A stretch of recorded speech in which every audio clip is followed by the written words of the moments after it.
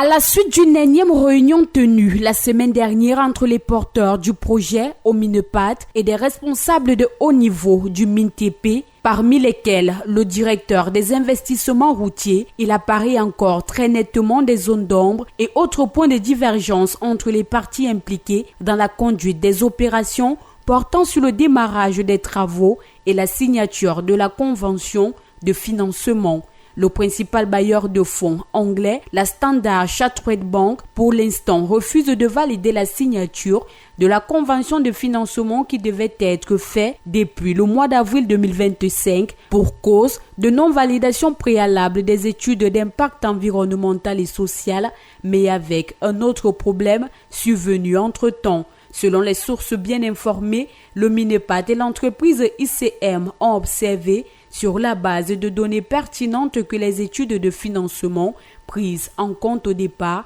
ne conviennent plus aux nouvelles exigences. La construction de la route Ebolova à Comme de Kribi devrait nécessiter une augmentation en termes de financement de l'ordre de 60%. Or, la banque voudrait bien tenir compte de ce changement et sollicite expressément que ONA Project, à savoir le MINTP, écrive officiellement une lettre au bailleur de fonds dans laquelle il mentionne que le financement du projet devrait bénéficier d'une rallonge. À la fin de la réunion la semaine dernière, les représentants du ministère des Travaux publics n'avaient pas consenti à formuler cette demande. Ainsi, non seulement la date de signature de la convention de financement n'est pas définitive, mais aussi il faut craindre la conclusion au niveau des délais impartis pour contracter un accord de prêt suivant les prescriptions des institutions financières internationales. Il est à rappeler que ce tronçon Ebolova comme de Kribi est une vieille promesse du chef de l'État Paul Biya aux populations du Sud d'abord,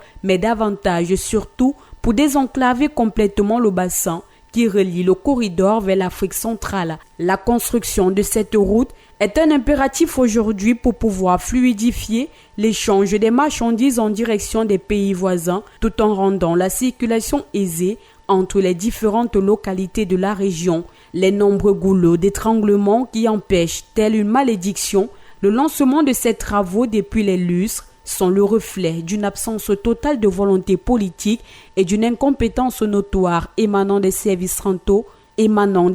centraux du gouvernement camerounais qui sont en charge de la question. Face à la gravité du problème, le premier ministre chef du gouvernement avait alors mis sur pied un comité interministériel en vue du suivi des activités relevant de ce dossier. Cela fait 2 ans que ce comité ne s'est plus jamais réuni. Le calvaire des populations se fait tout à fait sentir quand il est impossible de circuler normalement.